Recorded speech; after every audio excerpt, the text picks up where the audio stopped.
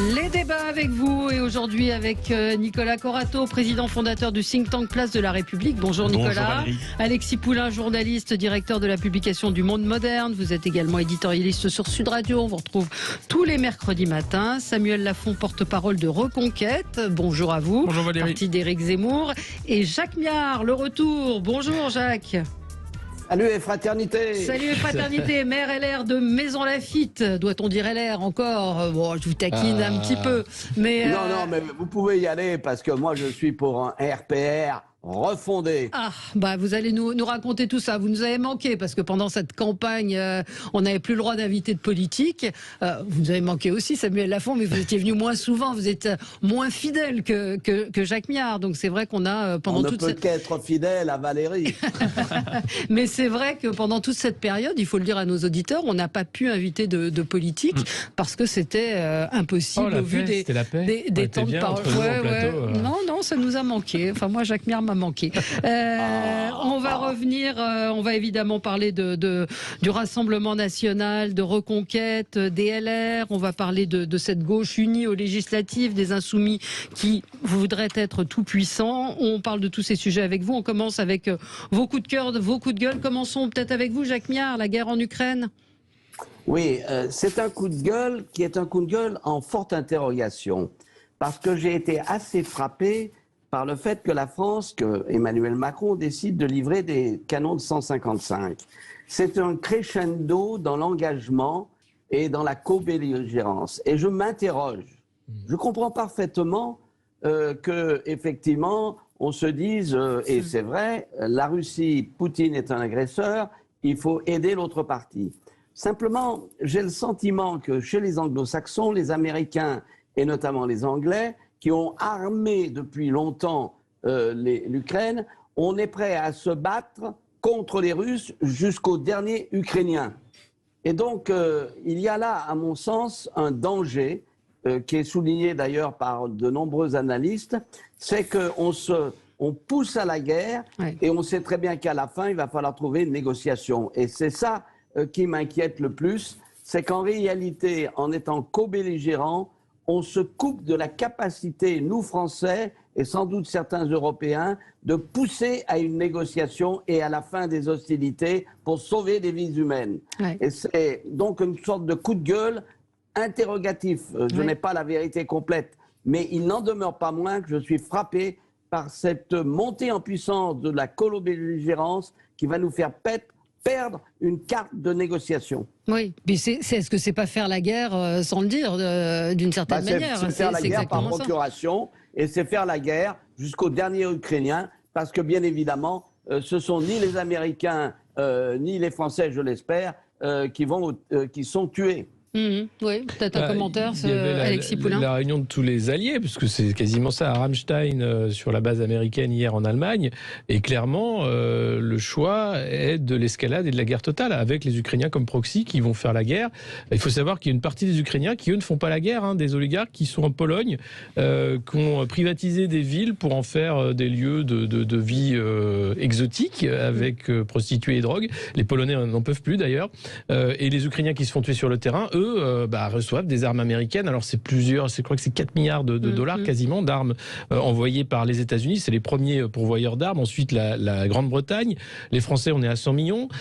Mais ça veut dire quoi? Ça veut dire qu'on est déjà dans une guerre mondiale avec des forces spéciales qui seraient sur le terrain. Donc il va falloir clarifier les choses. Si on ne trouve pas un compromis et la paix rapidement, c'est une guerre mondiale et elle est déjà là. Oui. Un mot peut-être, Nicolas Corato? C'est un sujet compliqué, mais je pense qu'il faut faire attention aux mots qu'on emploie. D'abord, on n'est pas co-belligérant, en tout cas pas au sens du droit international. Et c'est vieux comme le monde de livrer des armes à des belligérants.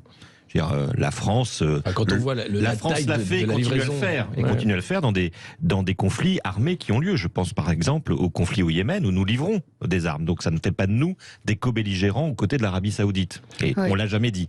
La deuxième chose, c'est que moi j'entends tout ce que vous dites. Le danger, il vient moins de nous, les Occidentaux, que de Vladimir Poutine.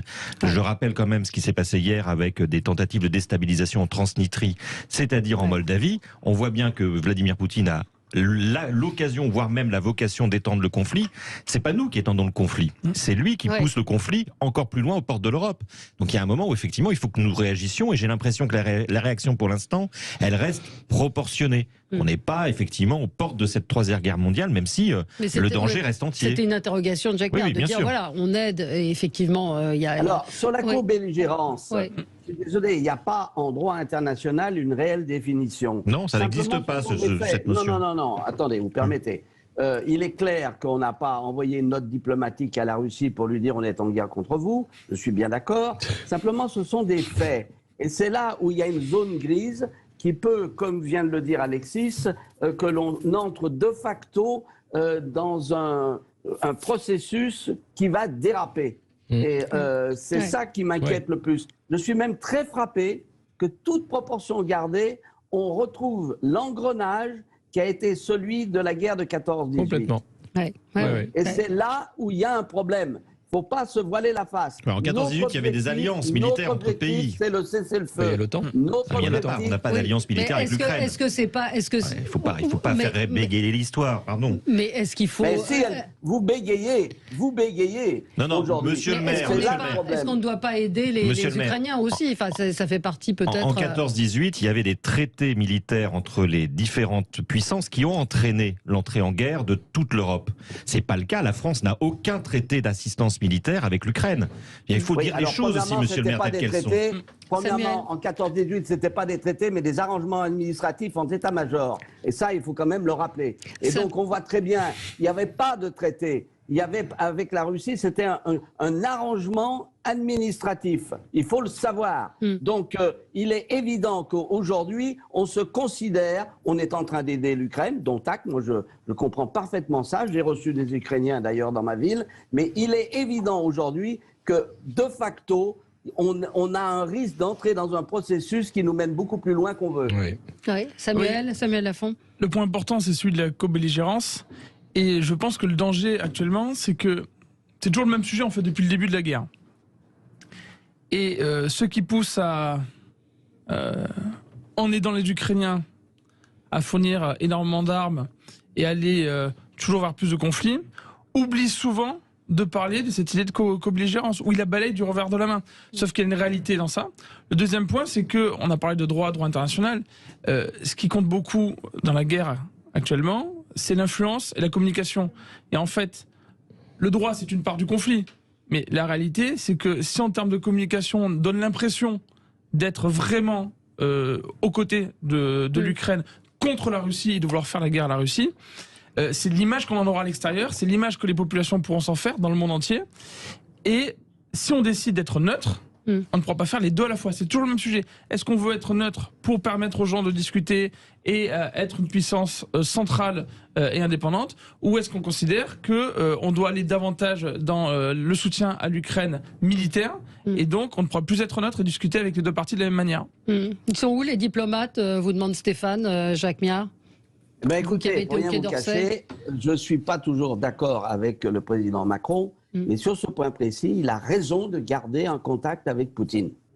Parce qu'il est clair qu'il faut qu'on se serve des sanctions contre la Russie qui l'affaiblissent pour lui dire « Banco mon gars, si tu veux qu'on lève les sanctions, arrête cette guerre. » Voilà. Et donc c'est là, et il a raison de garder le contact. Ce qui prouve bien qu'il voit les limites. Il voit les limites de ce qu'est la politique des anglo-saxons et des Américains, et même de l'Ukraine. Lorsque ceux-ci ont parlé de génocide, non. Il y a des crimes de guerre, ça c'est indubitable, mais un génocide, c'est pas ce que nous avons aujourd'hui dans cette guerre, qui est une guerre aussi sale. Mais il est vrai que là, il faut maintenir le contact et il faut amener chacun à la table de négociation. Et un auditeur me dit que vont devenir toutes ces armes qu'on envoie en Ukraine. C'est une question qui se posera à un moment ou à un autre. On se retrouve dans un instant avec vous pour commenter l'actualité. À tout de suite.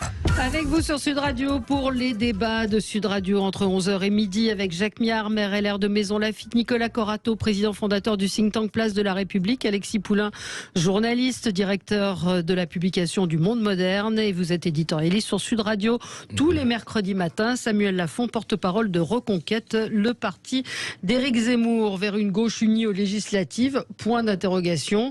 On va en parler avec vous. Reconquête, RN, une entente impossible. Quid de ce qui se passe chez les LR, et puis Elon Musk, danger pour Twitter. On vous a posé la question déjà ce matin dans l'émission Média. Vous répondez non majoritairement, mais on va en débattre ensemble. On continue notre tour de table. Nicolas Corato, ça concerne la santé. Oui, ça concerne les EHPAD. C'était pour mettre en avant peut-être parfois les ambiguïtés, les paradoxes ou les contradictions de l'action publique. Vous savez qu'on a vécu un grand scandale avec le scandale Orpea et puis d'autres enseignes d'ailleurs qui géraient et qui gèrent toujours des EHPAD. Et la ministre en charge des EHPAD avait déclaré qu'elle souhaitait que dans les 2 ans à venir, les 7500 établissements EHPAD en France soient inspectés par des inspecteurs autorisés, qui sont les inspecteurs des ARS, les autorités régionales de santé. Eh bien, il se trouve que la même ministre a fait passer un décret, là, demandant désormais que pour visiter les chambres des résidents dans les EHPAD, les inspecteurs, ces mêmes inspecteurs, doivent recueillir le consentement écrit de chacun des résidents. Ce qui fait, vous l'imaginez, que la plupart de ces résidents étant sous tutelle, il faut aller contacter le tuteur, etc. Donc ça part d'un bon sentiment ou d'une bonne politique, c'est-à-dire dire on peut préserver l'intimité des résidents, mais si l'objectif de santé publique et l'objectif d'action publique, c'est effectivement de contrôler la maltraitance dans les EHPAD, il faut pouvoir rentrer dans les chambres, parce que c'est souvent dans les chambres que ça se passe, ou dans les chambres, disent les inspecteurs, qu'on trouve les preuves de la maltraitance de nos aînés. Donc, je trouve quand même assez dingue que notre administration continue à finalement à créer de la norme qui est contradictoire. C'est-à-dire cette volonté d'inspecter et puis cette incapacité pour les inspecteurs à pénétrer dans les chambres, sauf à avoir effectivement ce sauf-conduit. Je rajoute que depuis 6 ans, les inspecteurs ont décru, le nombre d'inspecteurs a décru de 28%. Ils sont plus que 600 et quelques aujourd'hui. Donc 600 inspecteurs pour visiter 7500 établissements en 2 ans. On voit bien que l'objectif ne sera pas atteint et que peut-être que nous aurons de nouveaux scandales du type Orpea dans les années à venir. Voilà, je trouve que l'État produit beaucoup de normes et assez peu d'efficacité. Mais c'est oxymore, c'est l'État oxymore. Oui, non, mais c'est vrai que c'est assez lamentable. Alexis Poulain. Mon coup de gueule ? Oui. Votre coup de gueule. Je n'étais pas prêt.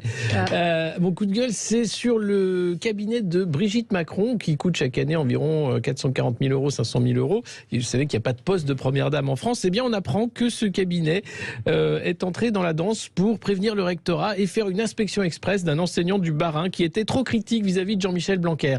Les enseignants commencent à en avoir un peu marre de ce genre de mélange des genres, puisqu'il n'y a pas à avoir une première dame qui s'occupe des affaires de l'éducation nationale, éventuellement le ministre, et encore, on se rappelle du pas de vague, la difficulté qu'ont les enseignants à se faire écouter, puis surtout on se rappelle de Samuel Paty, qui lui n'a pas eu les services du rectorat et qui a fini assassiné par un terroriste. La famille d'ailleurs de Samuel Paty porte plainte contre la République et le ministère de l'Éducation nationale notamment, et le ministère de l'Intérieur.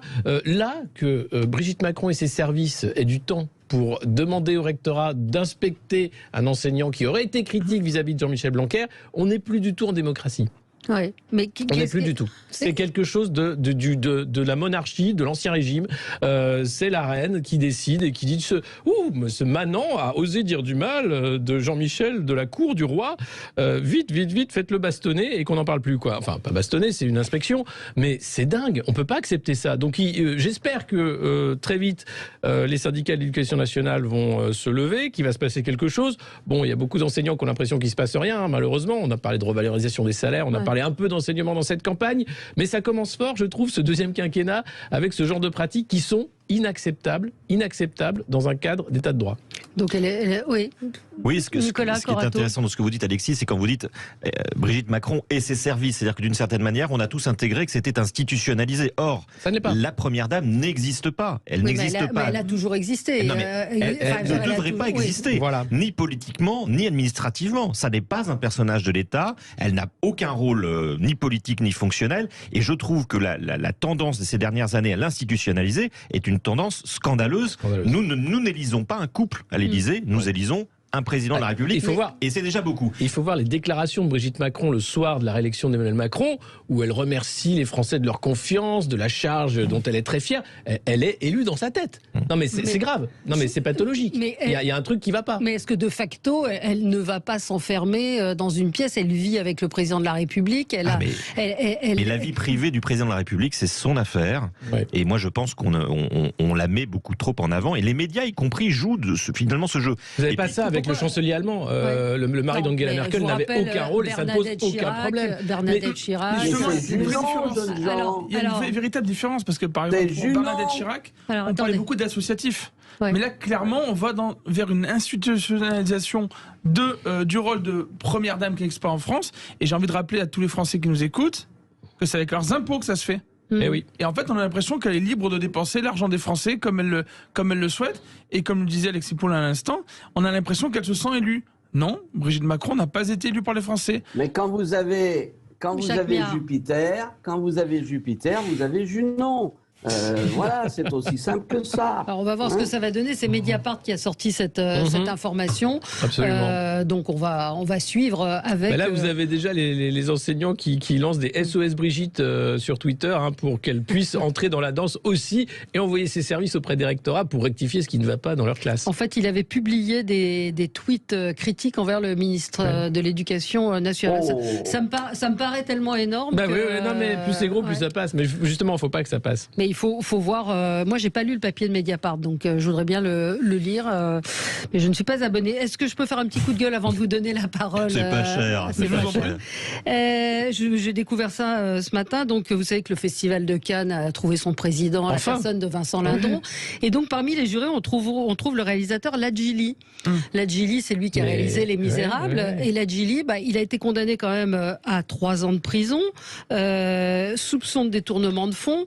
Donc, je m'étonne qu'on ne fasse pas plus de cas quand il y a des levées de boucliers sur certains. Il y a une sorte de 2 poids 2 mesures. Non, je vous vois. Quand la culture est là, tout est pardonné. C'est ce que j'allais dire. Je suis d'accord avec monsieur le maire. Pour Polanski, je ne vais pas défendre Roman Polanski, mais on a vu ce qui s'est passé pour Polanski. Non, quand la culture est là, ça passe pas toujours. Là, ça passe. Oui, mais qu'on choisisse quelqu'un qui a été condamné à de la prison, qui est soupçonné de malversation, je m'étonne et je trouve ça étonnant. Je ne sais pas ce que vous en pensez, Samuel Lafont. Ça va faire du bruit, de toute manière. D'accord. Ça va continuer à faire du bruit et je pense qu'ils ont minimisé les réactions probables. Et je pense que dans ce genre de choix, on se rend pas compte qu'en fait c'est pas une minorité de Français qui est scandalisée, mais c'est une majorité de Français. Et clairement, il va y avoir une mobilisation contre ce choix. Je sais pas si ça va mobiliser, mais en tout cas, je m'étonne. Je pose une question de savoir. On a déjà eu ça dans le passé où des gens ont été honorés dans les Oscars, alors qu'on savait pertinemment qu'ils étaient même en garde à vue, voire en tôle. Oui. Bon, enfin voilà, je vous l'apprends si vous ne le saviez pas. Samuel Lafont. Oui. C'est le en même temps permanent. Oui, mais bon, là, c'est pas le gouvernement, pour le coup, c'est pas loin. C'est le choix. c'est le choix qui a été fait, donc c'est le gouvernement culturel. C'est le gouvernement culturel. Voilà, c'est comme vous voulez. Moi, c'est un coup de cœur. Alors, je sais qu'on va parler du rachat de Twitter par Elon Musk tout à l'heure. Et je pense que c'est une bonne chose, effectivement, pour la liberté d'expression, pour plein de raisons. Et d'ailleurs, quand on voit les réactions, notamment dans la presse de gauche, qui s'inquiètent du retour de la liberté d'expression sur Twitter, ça montre aux Français aux derniers Français qui en doutaient, qu'il y a une partie des médias et de la classe politique et des militants qui sont opposés en fait à la liberté d'expression et qui aiment à ce que la censure se propage de plus en plus dans la société. Et pourquoi je parle de liberté d'expression? Parce qu'il y a le sujet Twitter, mais moi ce que je remarque, c'est que de plus en plus chez les jeunes, je fais pas mal de formations auprès de jeunes sur la communication numérique, et en fait, j'en vois de plus en plus qui ont à peine la vingtaine, qui se battent véritablement pour la liberté d'expression, et qui refusent en fait qu'on les fasse taire, qui refusent l'absence de débat, et qui trouvent en fait insupportable, véritablement, qu'on puisse leur dire vous avez le droit de penser, vous avez le droit de dire ça, vous n'avez pas le droit de dire ça, et qui se rendent bien compte aussi qu'il y a un lien évident entre la liberté d'expression et la liberté de penser. Quand vous n'avez plus le droit d'exprimer une pensée, eh bien, au bout d'un moment, vous n'arrivez plus à la penser. Et moi, j'ai un véritable coup de cœur pour cette jeunesse qui, en fait, est très attachée à la liberté d'expression. Peut-être parce qu'elle a grandi avec Internet, peut-être parce qu'elle elle a trop subi, elle voit plus la censure autour d'elle, peut-être parce qu'elle subit aussi le wokisme, soit au lycée, soit à l'université. Mais je vois qu'en fait, le combat pour la liberté d'expression en France est plutôt en bonne voie. Et que les jeunes ne vont pas supporter en fait d'être censurés pour les années et décennies à venir. Il y a quand même le pire qui existe sur Twitter. On voit Elon Musk qui lui a tweeté en janvier a fait plusieurs tweets avec Hitler en photo. On peut se poser aussi la question de la limite de cette liberté d'expression. En fait, ce qu'il faut voir, c'est que souvent, les censeurs nous disent « Regardez, il y a quelques cas marginaux, et du coup, il y a des sujets qu'on devrait ne même plus aborder. » Typiquement, mais ça a été le cas pendant longtemps. Vous savez, pendant la campagne présidentielle, on a parlé de la question du grand remplacement. Je rappelle qu'en fait, le grand remplacement, on n'avait pas le droit d'en parler pendant des années. Et en fait, on se rend compte que c'est une conséquence de l'immigration massive. Il y a des Français qui peuvent choisir de soutenir l'immigration massive. Ils peuvent le faire, c'est leur liberté. Mais ils doivent en assumer les conséquences. Si on ne peut même pas assumer les conséquences des choix de chacun, si on ne peut même pas en discuter, en fait, clairement, c'est qu'on fait le choix de la censure. Vous savez que dans une démocratie, toute liberté a ses limites. Mais certains préfèrent les limiter plus que d'autres. J'ai une question pour vous. Quelles limites vous posez à la liberté d'expression? Mais certainement pas les limites que veulent nous imposer. Mais certainement pas les limites. Mais moi, je vous réponds très bien. Mais vous, quelles limites vous posez? Moi, je réponds très bien. Et d'ailleurs, Elon Musk l'a répondu très bien sur Twitter. Non, mais vous, pas Elon Musk. Mais je vous réponds. Eh bien, la réalité, c'est que Elon Musk, en répondant sur Twitter, il disait « Moi, je suis pour les libertés d'expression. » Et en fait, qu'est-ce que c'est? Il y a liberté d'expression dans le cadre de la loi, typiquement. Et nous, on voit ce qu'on voit concrètement. Mais ce qu'on voit concrètement, c'est qu'on a des lois de plus en plus liberticides en termes de liberté d'expression, et qu'en fait, il y a en plus des gens au-delà de la loi. Mais là, où est-ce que vous êtes où est-ce qu'il y a une censure aujourd'hui dans la liberté d'expression? Moi, je vous pose sincèrement la question. Mais c'est très simple. Quand vous avez dans la loi des questions d'incitation à la haine qui sont difficiles à mesurer, et qui on sort un peu du juridique pour entrer dans le politique. Malheureusement, en fait, on a des décisions qui sont politiques, faites par des juges, sur un droit qui est flou. Donc vous êtes pour qu'on supprime le délit d'incitation à la haine? Écoutez, Éric Zemmour... Est-ce que vous êtes pour qu'on supprime ce délit? C'est pas le débat. Si, c'est le débat. Non. Le débat, c'est la limite à la liberté d'expression, c'est bien ça. C'est comme ça que vous le posez. C'est l'encadrement de la liberté d'expression. Et je trouve que le projet d'Elon Musk est très bon, parce qu'il y a une chose dont on ne parle pas assez. Dans son projet, il y a l'authentification des personnes. C'est-à-dire nettoyer Twitter des bots. Les bots sont les premiers pourvoyeurs de fake news, de discours de haine, etc. Les faux comptes également. Avec le projet de Musk, c'est l'authentification des personnes. Donc là, on lutte contre la désinformation, on lutte avec cette idée bien sûr de pseudonymat, et on arrive, et lui le dit d'ailleurs, c'est... La démocratie libérale, c'est quoi? C'est la censure a posteriori avec la loi. C'est pas la censure par algorithme a priori. Mais moi, j'ai rien contre Elon Musk. C'est pas le sujet. Je vous posais la question de quelle est la limite que pose Reconquête à la liberté d'expression. J'ai toujours pas la réponse. Ça, c'est pas le débat. On parle de Twitter. C'est le débat que vous posez. C'est comme ça que vous l'avez posé. Soit vous n'avez pas lu, soit vous n'avez pas suivi la campagne présidentielle, soit vous n'avez pas bien écouté Éric Zemmour. Mais Éric Zemmour a été très clair là-dessus. C'est ce que je viens de vous exprimer. C'est que il veut revenir. Éric Zemmour a proposé par la campagne présidentielle de revenir sur des lois qui posent des actes politiques dans les tribunaux, et qui en fait vous empêchent de vous exprimer. Mais si vous défendez la censure, c'est votre droit. Mais moi je ne défends pas la censure, je défends la liberté d'expression qui est nécessairement limitée. Je ne suis pas certain. Malheureusement. Je ne suis pas certain. Oui, mais vous faites peut-être partie des gens qui souhaitent limiter de plus en plus la liberté d'expression. Vous supprimez le délit d'incitation à la haine raciale, pour lequel votre candidat a été condamné plusieurs reprises. Alors on va en reparler, parce que le rachat de Twitter par Elon Musk pose quand même un certain nombre de questions. Les débats avec vous, avec Jacques Miard, Nicolas Corato, Alexis Poulain et Samuel Lafont. Nous parlions donc du rachat par Elon Musk de Twitter, de la liberté d'expression. Vous avez 2 heures pour répondre à cette question. On n'a pas 2 heures, mais ce matin, Raphaël Enthoven disait il y a quelque chose de liberticide dans une liberté totale. Jacques Miard, vous voulez réagir? Oui, je voudrais réagir en citant, parce que c'est pas la première fois que la liberté d'expression est critiquée. Malraux avait dit à l'Assemblée nationale, à juste titre, avant de passer la liberté par la fenêtre, il faut y regarder à 2 fois. Ça, c'est le premier point. Ensuite, vous avez Paracel qui dit très clairement tout est poison, rien n'est poison, tout est affaire de mesure. Et donc c'est un équilibre. C'est un équilibre avec cette affaire de liberté d'expression. Parce qu'effectivement, sur les réseaux, si vous avez un torrent de haine, un torrent d'appels, voire même au meurtre, comme on l'a vu dans un certain nombre de cas, ça pose un problème. Mais bien évidemment, c'est peut-être pas aux facteurs en porter la conséquence, c'est sans doute aux tribunaux d'agir rapidement.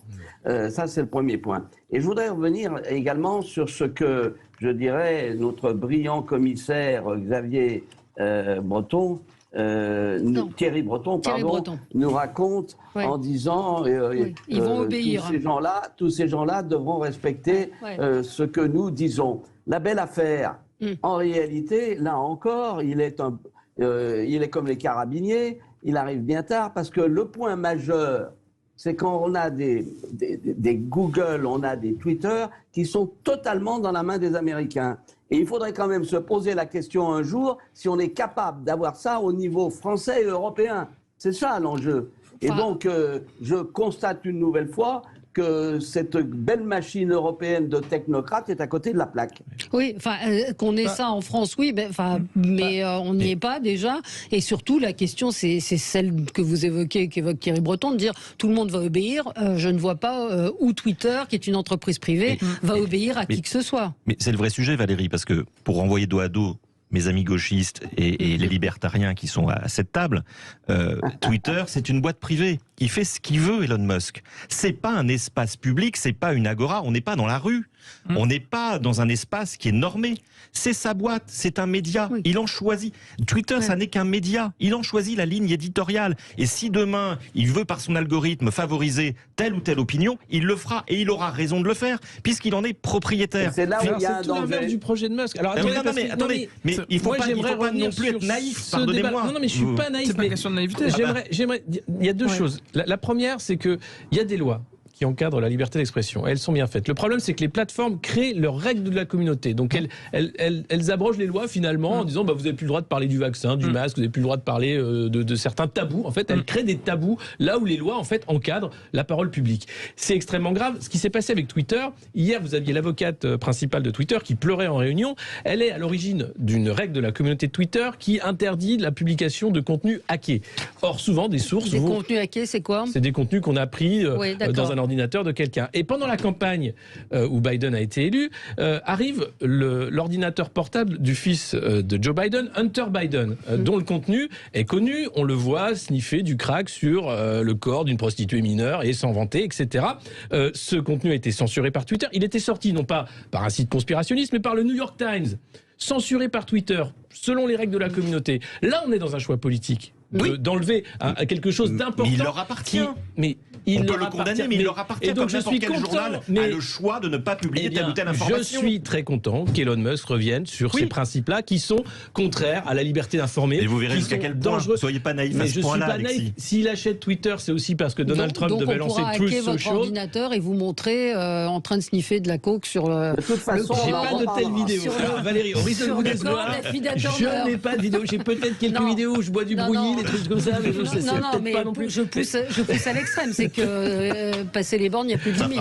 Mais c'est pas passer les bornes, on parle d'informations nécessaires et obligatoires. Le fils d'Hunter Biden, il est dans le scandale Burisma. C'est cette firme de gaz ukrainien qui le payait $70 000 par mois parce que son fils était son père. Revenons sur la vidéo de son nom m'échappe, qui était candidat à la mairie de Paris. Benjamin Griveaux. C'est de l'information ?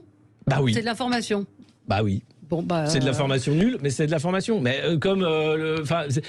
c'est quelque chose qui fait partie d'une construction du réel. Il faut comprendre qui sont ces gens, comment ça se passe. Alors, il y a le respect de la vie privée, certes, mais quand on est en campagne, tous les coups bas sont permis, et il y a la liberté d'informer. Et ça, c'est important de savoir que le fils Biden était un drogué, corrompu, et qu'on a empêché un média respectable de le faire savoir. Donc, Twitter, à un moment, ça va trop loin. Et le projet de Musk, juste pour finir, c'est juste de dire, moi, je veux respecter les lois, il n'y a aucun problème. En revanche, je ne veux pas qu'on empêche la liberté de parole. Elle sera sanctionnée a posteriori. Et sur l'algorithme, il veut rendre le code de Twitter transparent. Il veut le publier pour qu'enfin on puisse justement voir c'est quoi ce fameux algorithme. et s'assurer qu'il n'y ait pas un algorithme qui prenne l'autre et que le discours le plus radical soit poussé devant. Et en plus, il y a cette idée de vérifier les comptes et d'être sûr que derrière chaque compte, c'est une personne et pas des bots. Et je pense que attendez, Jacques Miard, il y a Samuel Lafont qui en fait, on voit bien les attaques qui sont en train d'être menées contre le rachat de Twitter par Elon Musk et contre Elon Musk lui-même.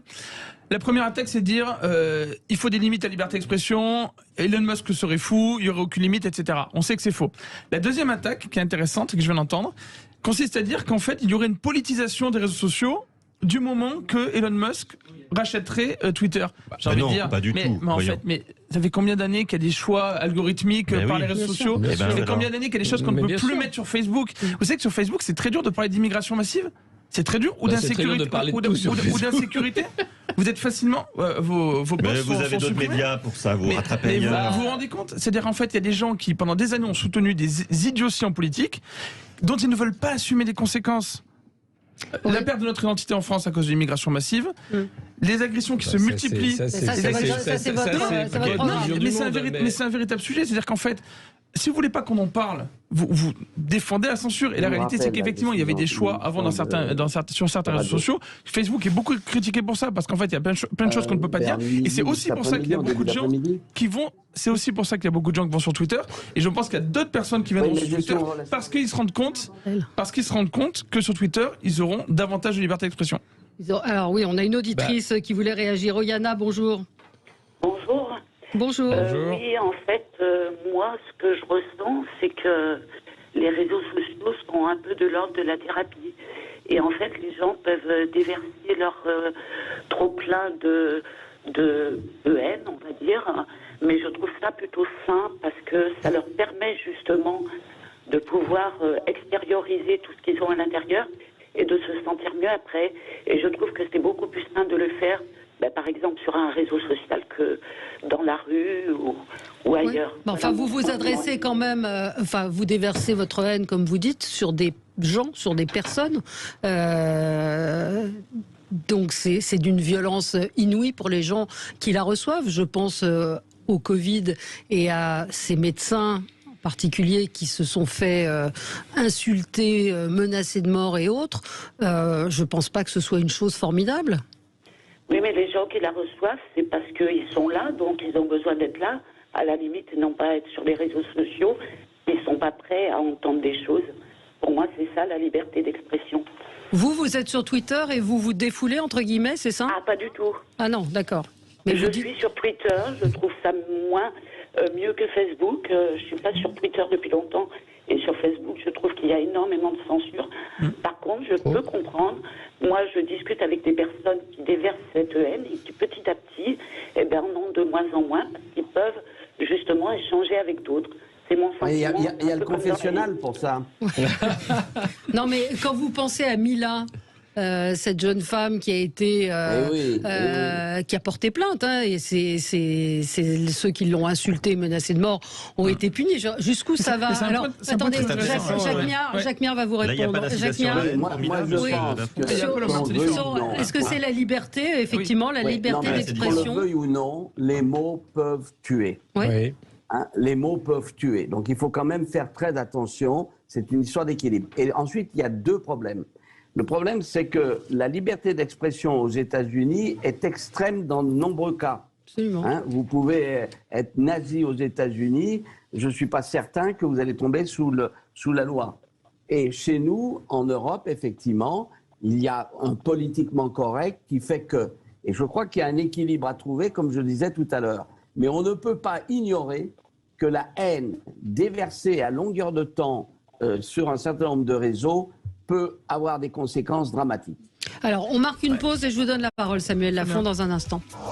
Les débats avec vous, avec Jacques Miard, Nicolas Corato, Alexis Poulain et Samuel Lafont. Donc, nous évoquons le rachat de Twitter par Elon Musk, 44 milliards de dollars. Certains ironisent en disant, avec 44 milliards de dollars, on pourrait en faire des choses. Il a choisi de racheter ce réseau social en disant la liberté d'expression est le socle d'une démocratie qui fonctionne. Twitter est la place publique numérique où les sujets vitaux pour le futur de l'humanité sont débattus. Alors, Samuel Lafont, vous vouliez réagir à ce ce que disait notre auditrice et le débat qu'on avait sur ce défouloir qui est devenu Twitter. Absolument. Alors moi, je pense qu'il faut toujours garder les proportions en tête. Parce que quand on écoute les personnes qui s'en prennent aux réseaux sociaux, on a l'impression que sur les réseaux sociaux, il n'y aurait que de la haine. Alors qu'en fait, c'est extrêmement marginal. C'est extrêmement marginal. Ce n'est pas le fait des réseaux sociaux en particulier. Moi, vous savez ce que ça me rappelle ? Ça me rappelle dans les années 90, quand on accusait les jeux vidéo de tous les maux. En fait, tous les problèmes de la société, tous les problèmes des jeunes, c'était les jeux vidéo, comme on a vu les problèmes avec la télé. À un moment, il faut arrêter de prendre un tout petit élément et en faire l'ensemble. C'est extrêmement marginal. Ça, c'est le premier point. Deuxième point, c'est une question de justice. On parlait tout à l'heure de savoir à quel moment, quelles sont les limites de la liberté d'expression et à quel moment est-ce qu'on agit. Est-ce qu'on agit a priori, est-ce qu'on agit a posteriori ? Le problème, c'est pas en fait qu'il y a des gens qui s'insultent sur Twitter. Le problème, c'est qu'en fait, la justice, derrière, elle agit très peu. Quand vous avez parce que Twitter ne refuse de révéler l'identité des gens. Concrètement, quand vous avez des menaces de mort avec parfois des personnes qui sont identifiées, on parlait de la jeune Mila, avec des appels au meurtre, il faut que la justice, derrière, soit sévère. Et la justice, elle manque de sévérité, non seulement pour ces appels au meurtre sur les réseaux sociaux, mais également sur ce qui peut se passer dans la rue, ce qui peut se passer ailleurs. Et c'est un problème qui est lié à la justice et au manque de sévérité pénale. C'est pas un problème qui est lié directement aux réseaux sociaux. Ils ont été bien condamnés. Ils ont été bien condamnés. Oui, elle a été très sévère. La justice a frappé. Oui, elle a été sévère et elle a agi rapidement. Peut-être qu'on peut dire une chose sur Twitter, c'est qu'on parle beaucoup de ce média. C'est quand même le média des élites, parce que c'est le média des journalistes, des leaders d'opinion, des dirigeants politiques, mais c'est le plus petit des grands réseaux sociaux au monde. Oui, c'est rien. C'est par ailleurs un réseau social qui se ringardise très très vite. Il y a beaucoup de gens qui sortent de Twitter. Et puis, quand on regarde, vous parliez de la jeunesse, elle n'est pas sur Twitter. Les jeunes, ils sont sur TikTok, ils sont sur Insta, ils sont sur bien d'autres réseaux sociaux. De plus en plus Twitter aussi. Mais de moins en moins Twitter. Vous regarderez les statistiques. Donc, finalement, Elon Musk, il achète un réseau social, je dirais, de l'ancien monde.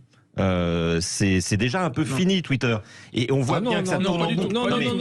Twitter est un Facebook diminue mais pas Twitter. Je finis juste ma phrase. Twitter est un réseau social qui sait décrédibiliser lui-même en laissant entrer des bots comme vous le disiez, en laissant finalement une partie de la frange la plus extrême de la population déverser des tombereaux d'injures et d'ordures, et que finalement, au final, les gens un peu sensés sont partis de ce réseau social. Donc Elon Musk, il rachète une poubelle, pardonnez-moi de le dire, en termes de débat public. Juste objectivement, c'est complètement faux. Ah bon, mais regardez l'état de Twitter. En fait, c'est très simple. Regardez l'état des débats sur Twitter. Je sais très bien, vous n'allez pas m'apprendre comment ça se passe sur Twitter. Qui était-vous le vous commencez par dire que Twitter est un réseau élitiste pour finir par dire que c'est une poubelle. Oui, mais c'est une poubelle qui reste intéressante sur le fond. Certaines élites qui pas tous en même temps. On a commencé sur Twitter en fait à avoir des journalistes et des politiques. Et ensuite, vous avez été excellent sur Twitter, vous avez fait 7% aux élections, ça montre bien que ça marche pas. Ils n'étaient pas nombreux à faire plus de 5 aux élections. Alors premièrement, je vais vous répondre là-dessus. C'est un compliment de ma part. Vous avez été excellent sur Twitter, mais vous êtes trompé de stratégie. Les électeurs ne sont pas sur Twitter. Mais là où vous vous trompez en fait, c'est qu'en stratégie numérique, c'est pour ça qu'on a été meilleur que les autres, comme Macron et que la gauche, parce qu'en fait, stratégie numérique, c'est pas juste Twitter en fait. En fait, la stratégie numérique, je vous explique. Non, mais je vais expliquer. Vous avez bien beaucoup. La stratégie numérique n'a servi à rien. Vous avez fait 7%. Ah, mais vous vous trompez complètement. Je vais vous expliquer. Ah bon, vous n'avez pas fait 7%. On a fait la création de contenu, la mobilisation sur les réseaux sociaux, les sites. Vous savez, on avait des sites. Oui. L'emailing et la gestion des contacts. Aujourd'hui, qu'est-ce qu'on a avec Reconquête ? On a la plus grande base de contacts. Faites pas votre bilan. Votre bilan, c'est 7% aux élections. On a la plus grande base de contacts en France. Très bien, mais vous faites 7%, ça sert à rien. On a tout un ensemble de militants sur l'ensemble du terrain. Mais ça sert à rien, vous faites 7% dans les urnes. Parce que vous êtes court-termiste, mais nous on voit sur le long terme. Et oui, effectivement. On a 123 000 adhérents aujourd'hui. On a de très nombreux donateurs. On a des gens qui sont dans tous les départements de France. Donc on a une force de frappe qui est sans précédent. Voilà. Alors ça, simplement, je vous explique qu'il y a une différence entre la stratégie numérique et Twitter. Twitter, c'est un élément dans les. Ça montre bien que l'influence des réseaux sociaux est très très relative. Vous vous trompez. Ah bah écoutez, mais comment vous expliquez le 7% effectivement? Qu'est-ce que vous répondez? Il y a beaucoup de votes utiles. Il y a beaucoup de votes utiles, mais en fait, il faut. Quand j'entends des gens m'expliquer qu'il y a des erreurs, que la stratégie numérique ne sert pas à grand chose, et qui parlent stratégie numérique en parlant de Twitter, moi je leur rappelle l'ensemble. En fait, et c'est ça qui a manqué en fait à nos concurrents, et je vois qu'il manque encore, et tant mieux pour la Reconquête, c'est qu'en fait, vous savez, vous avez stratégie, tactique, action. Si vous parlez d'une stratégie en parlant juste d'une action, vous vous trompez sur l'ensemble. C'est pas bien grave, tant mieux, nous ça nous a profité, c'est pour ça qu'on a été en quelques mois largement meilleurs que les autres, qu'on a dépassé Jean-Luc Mélenchon, et qu'on a dépassé, alors qu'il était le plus gros candidat là-dessus, et qu'on a dépassé largement tous les autres. Ouais. Bon, je voudrais qu'on change mais les clics font pas des votes. qu'on parle un peu de politique, peut-être Jacques Miard. On parle de politique. Oui, on parle de politique, absolument. Non, mais de cuisine. Alors, on va rentrer dans les cuisines. Jacques Miard, LR, vous en pensez quoi de ce qui est en train de se passer? Écoutez, avec LR a subi un échec patent. Il ne s'agit pas de nier la réalité. Mais pour autant, il y a encore parmi les adhérents d'LR et dans les élus d'LR des gens qui peuvent encore apporter beaucoup au débat public. Et ma position, elle est simple, c'est que je suis intimement convaincu que LR a perdu une ligne politique claire et qu'il faut la retrouver. Et cette ligne politique, pour moi, ça passe par un parti auquel j'ai adhéré, qui était le Rassemblement pour la République, qui avait une idéologie, qui avait surtout une ligne politique claire et qui s'est perdu dans les méandres du centre lorsque Chirac a voulu être élu président de la République et qu'on a rejoint à ce moment l'UDF. Et l'UDF a pris le pas en matière idéologique sur ce qui a été l'UMP et aujourd'hui les LR. Donc pour recréer une force républicaine forte qui puisse dialoguer avec tout le monde, mais qui puisse avoir un socle électoral fort, il faut recréer un RPR fort et sans bavure. Et s'il y en a qui veulent pas adhérer à ce RPR, libre à eux. S'ils sont centristes, eh bien qu'ils partent. S'ils sont macronistes, ils sont déjà en partie partis, mais ils verront que, à mon avis, l'échec programmé de la politique de Macron, en raison de son électorat très hétéroclite, en raison de son oxymore permanent et de ses contradictions, eh bien, ils en reviendront assez rapidement et ça risque de se passer aussi malheureusement dans la rue. Alors, comment ça va cohabiter tout ça avec le Rassemblement national, Reconquête est-ce qu'il y a de la place pour un parti de droite? Vous savez, les électeurs sont beaucoup plus intelligents dans les choix politiques que parfois les appareils. Donc, c'est deux choses l'une. Ou ce RPR reconstitue une base forte de l'électorat. Et puis, ils verront bien comment ça se passe avec, je dirais, des autres électeurs qui sont partis ailleurs. Mais ça se passera dans le moyen et le long terme. Donc, il ne s'agit pas de jeter le bébé avec l'eau du bain. Il s'agit d'être efficace sur le terrain. Et donc, je pense qu'il pourra y avoir des ententes, c'est clair. Mais ces ententes se feront sur des choix politiques clairs, en toute responsabilité. Donc je ne crois pas aux ostracismes aujourd'hui que l'on entend dans certaines personnes qui sont au LR en disant jamais ça, jamais je ne boirai de ton eau. Le problème, ce sont les choix politiques, c'est le projet politique qui primera avec des hommes crédibles. Et pour l'instant, il n'est pas très très clair, oui, Valérie, Samuel Lafont. Il y a un mot important qui vient d'être prononcé, c'est le mot efficacité. Et j'ai envie de dire que malheureusement pour les Républicains, c'est tout l'inverse de ce qu'ils ont fait dans leur campagne. On parlait tout à l'heure de stratégie numérique, le but c'était d'être efficace sur Internet, on a été efficace, et en fait sur le terrain, derrière, il y a plein d'actions qu'on peut mener, avec du porte-à-porte, avec du tractage, on sait que ça marche. Il faut bien gérer les fédérations. Moi ce que je vois, c'est que non seulement effectivement il n'y a plus de ligne claire chez les Républicains, mais qu'en plus le grand parti de droite, le grand parti populaire qui est en train de se créer, c'est Reconquête. Je vois des moqueurs dire qu'on fait 7%, mais non seulement je rappelle qu'il y a eu plusieurs vagues de vote utile, mais qu'en plus de ça, on a largement dépassé les Républicains, le PS, Europe Écologie Les Verts, le PCF, en à peine un an. Et en fait, le grand parti qui est en train de se construire, le grand mouvement populaire, c'est Reconquête. Ce qu'il faut bien comprendre, c'est qu'après le premier tour, et après le second tour, on continue à avoir des centaines d'adhésions tous les jours. Le parti est en train de se construire, on est qu'au tout début de l'aventure de Reconquête. Bon, qu'est-ce que vous en pensez? Écoutez, j'attends de voir le nombre d'élus qui aura les soyez enthousiastes. Oui, mais Jacques-Miard, sachez une chose, il n'y a de politique qu'à long terme. Donc on peut faire des coups, mais ça ne suffit pas. Mais c'est ce que je vous dis. Il faut s'inscrire effectivement dans le paysage, et c'est la raison pour laquelle, moi personnellement, je voudrais vous dire au passage, j'ai été réélu une 6e fois en tant que maire contre une camarilla de nuls, mais il n'en demeure pas moins, la cohérence politique, c'est ce qui prime en politique.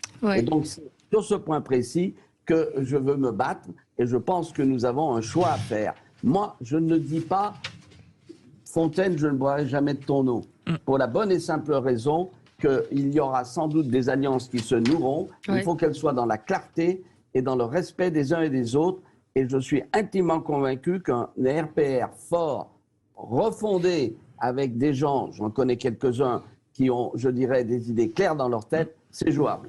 Oui, on verra ce que disait Alexis Poulain. C'est aussi aux législatives qu'on va voir ce qui va se passer. Dans les projections qui ont été faites par Harris, on voit que LR est derrière le Rassemblement national. Ça va être très dur, les prochaines législatives, parce qu'effectivement, il y a ces ambiguïtés qui ont été soulignées par nombre d'experts et qui sont visibles par tous les Français.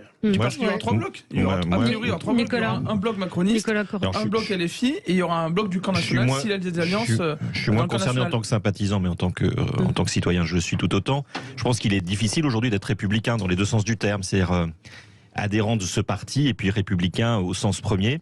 Et que j'entends ce que dit Monsieur le maire, mais il y a une différence entre être un conservateur, et c'est pas péjoratif dans ma bouche, et un réactionnaire. Et il y a un moment ou un autre, il va falloir aussi se poser politiquement la question de ce genre d'alliance de la carpe et du lapin. Et l'assumer. Mais alors à ce moment-là, il faudra l'assumer politiquement. C'est grâce à la réaction qu'on avance. N'oubliez jamais ça. Oui. Alexis ? Eh oui, c'est un problème dynamique. Je suis intimement convaincu qu'aujourd'hui, les Français attendent d'un certain nombre d'élus des choix clairs, un projet clair et qu'ils le défendent. Voilà. Vous feriez le choix de Zemmour, monsieur le maire ? Mais non, je ne fais pas le choix d'un tel ou d'un tel. Je viens de vous dire qu'il y a la possibilité de recréer un Rassemblement pour la République avec des idées claires et qui se battra conformément à ses convictions. Ouais. Moi, je pense que les partis traditionnels, LR, PS, vivent des moments difficiles et qu'en revanche, ils ne vont pas faire la même erreur qu'en 2017 après l'élection d'Emmanuel Macron, où ils ont pensé que ce serait business as usual et qu'ils pourraient survivre. Je crois que là, il y aura une recomposition politique qui se joue dès à présent, massive, pour justement créer des oppositions concrètes face à la Macronie. Ce qu'a construit Emmanuel Macron, parce qu'il lui a réussi à s'en créer finalement. Ouais. Là où il a un parti qui n'existe pas, territorialement, pas du tout. Mais il n'existe que par lui-même. Oui, mais il existe, il est là, c'est lui le président, il est réélu. Et donc, les partis, aujourd'hui, la seule erreur qu'ils ne doivent pas refaire, c'est l'éparpillement, c'est aussi de jouer les cigales, de simplement chanter tout l'été et d'attendre la prochaine élection en ne travaillant pas. Donc, tous les partis, aujourd'hui, ont intérêt à se parler. Ce que fait la France Insoumise avec le PS, c'est très bien et c'est normal. Maintenant, LR va devoir parler à Reconquête, au Rassemblement national et arrêter avec des pudeurs de gazelle, parce que sinon il ne se passera rien. Quelle est votre position à vous, Samuel Lafont ? Non, mais Marine Le Pen vous a opposé une fin de non-recevoir. Non, mais elle est très simple, notre position. Depuis des semaines, Éric Zemmour appelle à l'Union nationale. Oui, enfin, lui tapant dessus le soir de l'élection. Il appelle à l'Union nationale. Non, il rappelle que malheureusement, d'ailleurs, il avait appelé à voter pour elle, que malheureusement, elle a perdu. En revanche, nous, on est très clair. On sait que si on y va de manière éparpillée, il n'y aura que quelques députés pour le camp national.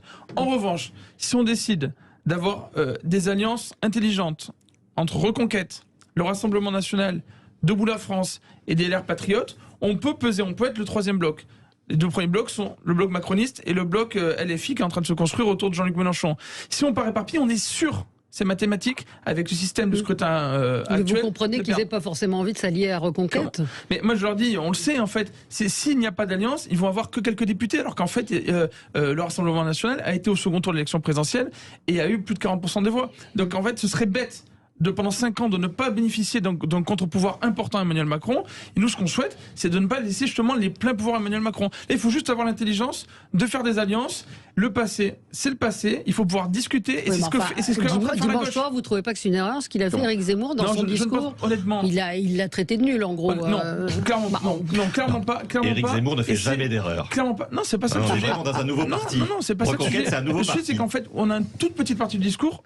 Si vous regardez les communications qui ont été faites pendant l'entre-deux tours, les communications de Nicolas B, de Guillaume Pelletier, de Marion Maréchal, qui appellent à l'union, elles sont très claires. Nous, on tend la main pour faire en sorte d'avoir des victoires dans un maximum de circonscriptions en France. Parce que sinon, si on ne le fait pas maintenant, pendant 5 ans, on va s'en mordre les doigts. Ouais. Et un autre sujet qui est important, ce que disait Alexis Poulain à l'instant, c'est que soit on fait les cigales, ce qu'ont fait beaucoup de partis politiques, malheureusement, 2017, les Républicains et le PS, soit on considère qu'il faut agir. Et en fait, au quotidien, qu'est-ce que ça veut dire ? Ça veut dire, qu'est-ce que vous faites de votre parti politique ? Est-ce que vous attendez les prochaines élections ou est-ce que vous essayez de trouver des nouveaux relais locaux? Est-ce que vous préparez des élections municipales? Vous en avez? Est-ce que complètement? Parce que certains auditeurs nous disent le RN est plus implanté que vous, et un autre nous dit, je ne sais plus, j'ai perdu le l'erreur. En termes de dynamique, le RN est ce serait une alliance entre des appareils.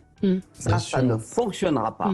Non, mais on le verra. En fait, ce qui se passe, c'est concrètement, les gens discutent dans les départements. Ça ne fonctionnera pas. Il ne faut pas croire que ça va marcher de cette manière. C'est une question de crédibilité de projet et de cohérence dans la durée. Peut-être, effectivement, qu'aujourd'hui, tous les partis anciens comme le vôtre, etc., vont se prendre une gamelle parce que, à mon avis, Macron fera passer un maximum de députés LRM. Bon, mais il n'en demeure pas moins que le chemin ne s'arrête pas à cette élection et qu'une élection en cache toujours une autre. Donc, c'est une question de travail et de cohérence dans la durée. Allez, on marque une pause, on va parler de la gauche. Tiens, le retour de Gérard Filoche sur Twitter qui répond à notre question. Une gauche unie, c'est possible. Il dit s'il y a un seul candidat de gauche par circonscription dans 400 cas sur 577, il sera en tête le 12 juin. Voilà. S'il connaît Gérard Filoche. Ouais, comment c'est à mon avis, alors là, il prend ses désirs pour des non-réalités. Allez, à tout de suite sur Sud Radio.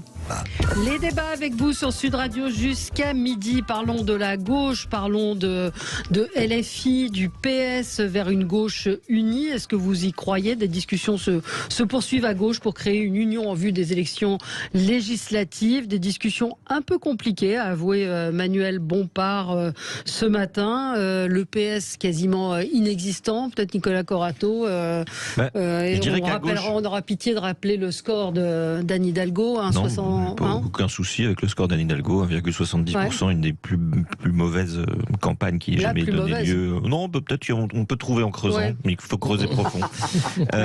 Non, je dirais qu'à gauche, la situation, elle est finalement, paradoxalement, beaucoup plus simple qu'à droite, dans le sens où la gauche a identifié une majorité de droite, celle que porte Emmanuel Macron, et un projet de droite. Et donc, elle se clarifie complètement dans l'opposition. De toute façon, tous les autres sont déjà partis, ou étaient déjà partis. Donc, elle bénéficie au moins de 5 ans de retour. Et puis surtout, la présidentielle a clarifié les positions et les rapports de force à gauche. Donc, la gauche veut se réunir sous l'hégémonie de la France Insoumise. Et c'est la France Insoumise qui mène le bal. Je ne suis pas persuadé, malgré les difficultés des négociations, et c'est normal qu'elles soient difficiles, que finalement, le Parti Socialiste et Europe Écologie Les Verts aient beaucoup le choix. Notamment le Parti Socialiste qui joue énormément, qui joue très gros. Le Parti Socialiste sans groupe à l'Assemblée nationale, c'est la fin du parti, c'est la clé sous la porte. Ils peuvent vendre leur siège, il n'y a plus rien qui tiendra. Il n'y aura plus rien. Et derrière partiront tout seuls les élus locaux, les régions, les départements, les grandes mairies. On voit bien que le château de cartes s'effondrerait d'un coup. Donc ce qui se joue pour le PS et Europe Écologie Les Verts, ça n'est rien de moins que leur avenir pour les 10 ans à venir. Donc tout le monde a intérêt de s'entendre. Il se trouve que c'est Jean-Luc Mélenchon, l'enfant terrible de la gauche, qui prend sa revanche sur le PS, et qu'effectivement ça doit être difficile à vivre pour beaucoup de cadres du Parti Socialiste, mais il va falloir aussi regarder la réalité en face. Mais en tout cas, la gauche, LFI et PS n'ont rien à voir ensemble. Enfin, sur 90% des mesures, allez, on va dire que c'est la gauche du PS qui prend le pouvoir, mais Jean-Luc Mélenchon ne vient pas du Parti Socialiste pour rien. Attendez, on a une auditrice qui voulait réagir. Sandrine, et puis je vous donne la parole. Sandrine qui nous appelle du Gers, qui attend depuis un petit moment. Bonjour Sandrine. Oui, bonjour à tous. Bonjour. Oui, on vous écoute. Écoutez, moi je pense que nos partis traditionnels sont morts. Je pense que LR, ils se sont enterrés. Je pense que le PS s'est enterré aussi.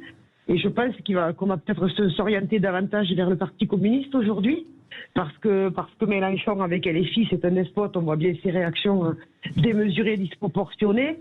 Fabien Roussel est quand même vachement plus posé, donc je pense que ce garçon va faire beaucoup de bruit dans le paysage politique dans les années à venir.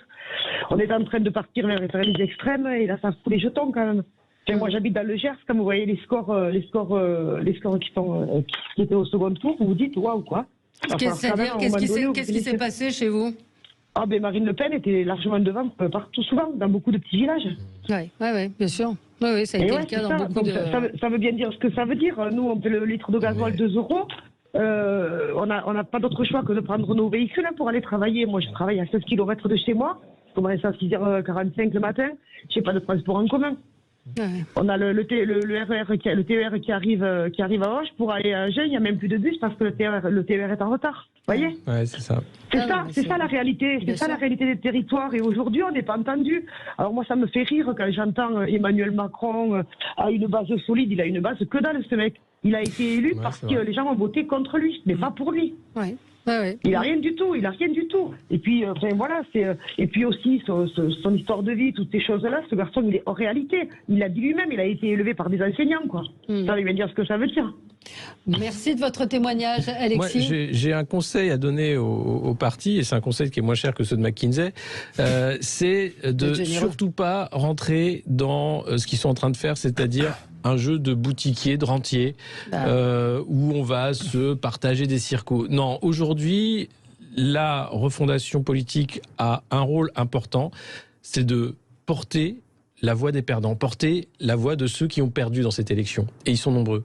Et c'est pas seulement ceux qui ont mis un bulletin Marine Le Pen, c'est ceux qui n'ont pas voté, c'est ceux qui ont fait les castors encore une fois, c'est tous les perdants aujourd'hui, tous les gens de cette France périphérique qu'on vient d'entendre, qui voient les services publics disparaître, qui voient l'hôpital s'effondrer, qui voient l'école et la mairie aller de plus en plus loin, qui voient la sécurité être toujours un problème. Il faut représenter cette France-là maintenant, parce qu'Emmanuel Macron ne représente rien à part Saint-Germain peut-être un peu et quelques oligarques. Il a gagné l'élection. Il a gagné l'élection. Avec un jeu démocratique en démocratie faible. Valérie, aujourd'hui, si on continue à faire le jeu de la chaise musicale entre amis, parce qu'on veut une rente et on veut continuer d'être rentier, croyez-moi, le retour de bâton va être sévère. Alexis, le rôle du politique aujourd'hui, c'est de représenter les perdants. Oui, alors ce que dit Alexis est frappé au coin du bon sens. Parce que je suis intimement... Il est élu. Il ne faut pas quereller, c'est illégitime, etc. Il est mal élu. Non, il est élu. En revanche, les problèmes de la France sont toujours là.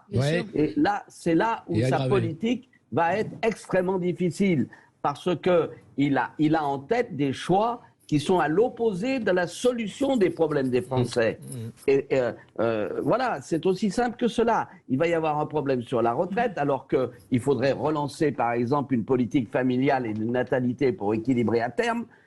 Il va avoir un problème de pouvoir d'achat, mais comme on sanctionne les Russes à outrance, on va payer le gaz extrêmement cher dans 6 mois. Bref, il y a un ensemble d'incohérences politiques qui font que ça va être extrêmement difficile pour le prochain gouvernement. Et ça risque effectivement de provoquer des réactions brutales. Mais n'oublions pas une chose, c'est qu'il faut s'occuper des problèmes français et pas simplement, je dirais, d'une victoire qui est là, mais qui n'est pas à la hauteur des enjeux.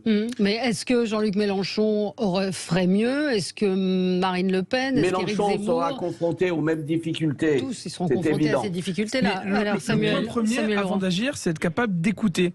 Et effectivement, on sait déjà, parce qu'on en a subi pendant 5 ans, qu'Emmanuel Macron est incapable d'écouter les problèmes des Français.